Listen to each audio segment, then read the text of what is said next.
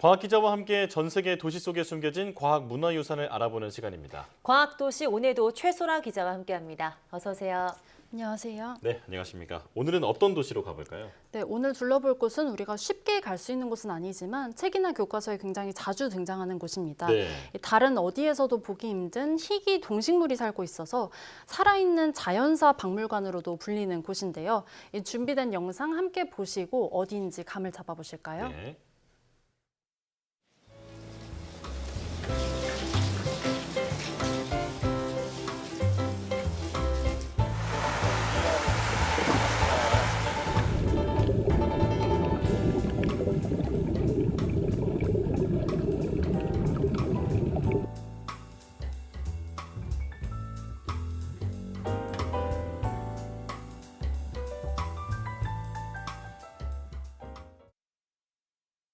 네, 영상 속에 진화론이라는 단어를 보고서 많은 분들이 이미 예상을 하셨을 겁니다. 오늘의 과학도시는 바로 갈라파고스 제도입니다. 네. 이 갈라파고스 제도는 엄밀히 말하면 도시는 아니고요. 이 19개의 섬과 많은 암초로 이루어진 지역입니다.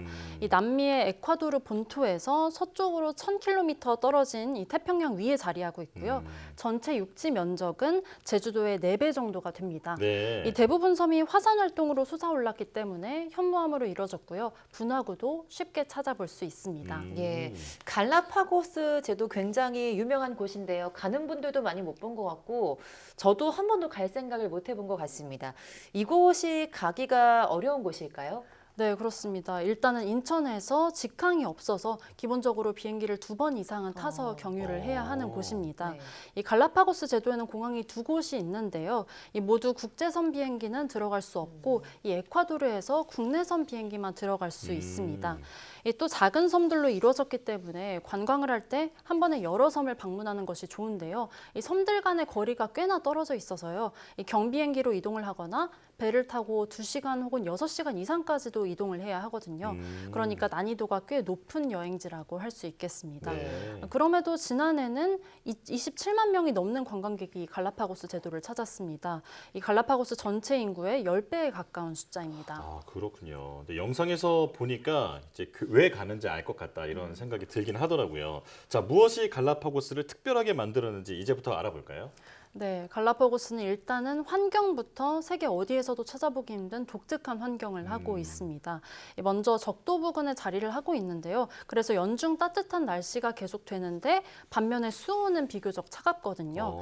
이 때문에 대기 중에 더운 공기가 응결되면서 비가 자주 내립니다. 네. 그런데 이 계절별로 또 섬별로 이 강수량 편차가 굉장히 심해서요. 이 건조 기후부터 우림 기후까지 다양하게 나타난다는 점이 굉장히 특이한 겁니다.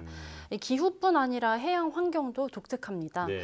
이 차가운 심층수로 이루어진 훔볼트 해류와 따뜻하고 영양분이 많은 파나마 해류와 남적도 해류가 이곳 갈라파고스 제도에서 합쳐지거든요. 네. 이렇게 해류가 뒤섞이면서 많은 동물이 먹이 활동을 하러 모이게 되는데요.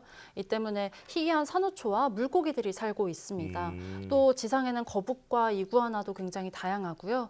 심지어 가장 북쪽 섬에는 펭귄도 살고 있습니다. 네. 이렇게 독특한 환경 때문에 갈라파고스 제도는 유네스코 세계 자연유산으로도 등재됐습니다. 아, 그렇군요. 네, 정말 굉장히 특이한 기후 환경 덕분에 희귀한 동물들이 많이 살 것 같아요. 네, 그렇습니다. 이 갈라파고스 제도는 특히나 세계 어디에서도 볼 수 없는 고유종으로 유명하거든요. 이 물고기와 새 그리고 포유류의 80% 정도 이상이 이곳 갈라파고스에만 존재하는 고유종이라는 보고도 있습니다. 네. 이 대륙과 떨어져서 바다 가운데 고립된 입지 덕분에 이 독자적인 진화를 이룬 생물들이 살고 있는 건데요. 여기에 대형 육식동물도 없고요. 그리고 인간도 이곳 생태계를 보호하려고 노력을 많이 한 덕분입니다.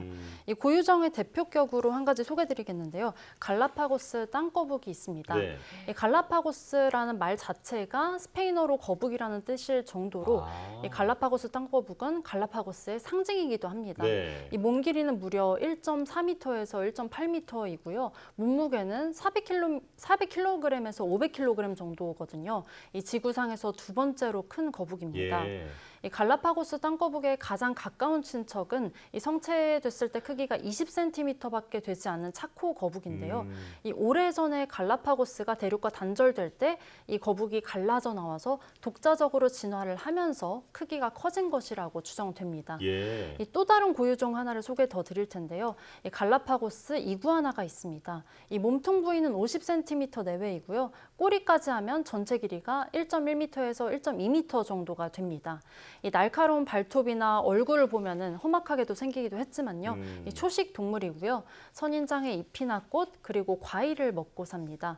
이와 비슷하게 생긴 바다 이구아나도 있는데요. 이 바다 이구아나는 도마뱀류 가운데서 유일하게 바다에서 먹이 활동을 하는 특이한 이구아나입니다. 네. 이 바다 이구아나는 이 갈라파고스 육지 이구아나와 이 800만 년 전쯤 종이 분화됐다고 보고됐는데요. 이 갈라파고스 제도에 먹을 것이 많지 않았는데 여기에 적응해서 바다를 기반으로 살아갈 수 있도록 진화된 것으로 여겨지고 있습니다. 그렇군요. 정말 이곳에서만 볼 수 있는 동식물이 가득하다라는 말씀인데요. 또 갈라파고스 제도가 화산섬이라는 점도 독특한 점인 것 같습니다. 네, 그렇습니다. 이 갈라파고스 제도는 화산 폭발로 이 바다 밑에서 지각이 솟아오르면서 생겨난 섬인데요. 네. 이 화산 활동은 지금도 진행 중이고 몇 년에 한 번씩 분화도 하고 있습니다. 이 지난해 초에 갈라파고스에서 가장 높은 화산인 울프 화산이 분화했습니다. 네. 이때 연기와 제기둥이 거의 4,000m 가까이 치솟았고 또 용암도 흘러나왔는데요. 이 다행히 화산 지역이 거주지에서는 100km 이상 떨어져 있어서 인명 피해는 거의 없었지만요. 이 울프 화산섬이 멸종 위기종인 분홍 이구아나의 서식지라서 우려가 나오기도 했습니다. 네. 이 분홍 이구아나는 갈라파고스에만 사는 이 고유종인데요. 2021년 기준으로 200여 마리가 서식한다고 보고됐습니다. 다행히 이때 화산에도 불구하고 이 분홍 이구아나에는 큰 피해는 없었다고 나타났습니다. 최근에는 이런 분홍 이구아나가 새끼를 포함해서 어린 개체들도 새로 발견된 것으로 나타났습니다. 네. 예. 정말 독특하고 멋진 환경과 생태계를 간직한 곳이 아닐까 싶은데요. 그런데 갈라파고스라고 하면 또 굉장히 유명한 게 있죠. 진화론 이야기를 빼놓을 수가 없습니다. 여기가 왜 진화론의 성지가 되었을까요? 네, 이 진화론에 대한 대표적인 책이죠. 이 찰스 다윈의 종의 기원이 여기 갈라파고스에 기반을 두고 있기 때문입니다. 이 찰스 다윈이 갈라파고스 제도에서 채집한 표본을 기반으로 이 진화론을 펼쳐서 이 갈라파고스 제도가 유명세를 얻기도 했는데요. 이 다윈은 20대 때 박물학자 자격으로 영국의 해군 측량선 비글호를 타고서 전 세계 동식물 표본을 수집을 했습니다. 네. 이 여정 중에 1835년에 이 갈라파고스 제도에 도착을 했고 또 수많은 표본을 채집을 했는데요. 이 가운데 하나가 핀치새였습니다. 이 갈라파고스의 여러 섬에서 채집한 이 핀치새가 서식지별로 부리 모양이 굉장히 달랐던 건데요. 예를 들면 견과류가 가득한 섬에서는 이 핀치새 부리가 견과류를 깨먹을 수 있는 매우 두껍고 딱딱한 이런 구조를 하고 있었고요. 이 곤충이 가득한 섬에서는 핀치새 부리가 숨어있는 곤충을 잘 찾아낼 수 있게 아주 기다란 구조였던 겁니다. 이때 조사한 것을 좀 더 발전시켜서 다윈이 자연 선택의 법칙에 의한 이 동식물이 진화한다는 진화론을 펼치게 된 겁니다. 네, 이 화면에 나왔던 동물들을 보니까 왜 여기서 진화론이 시작됐는지 절로 알 것 같습니다.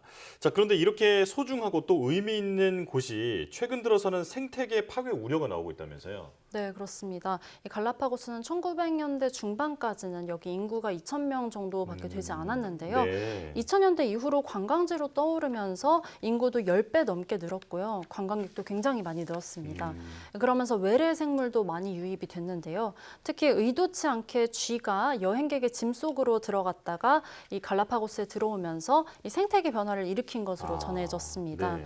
이 쥐가 빠른 속도로 번식을 하면서 갈라파고스 고유종의 새끼나 알을 먹어치우기도 하고요. 또 먹이 경쟁을 하기도 하면서 고유종이 이 멸종 위기를 맞게 된 겁니다. 때문에 에콰도르 정부는 2000년대부터 이 쥐약을 살포하는 등 이 외래종을 박멸하기 위한 조치를 시행하고 있습니다. 네.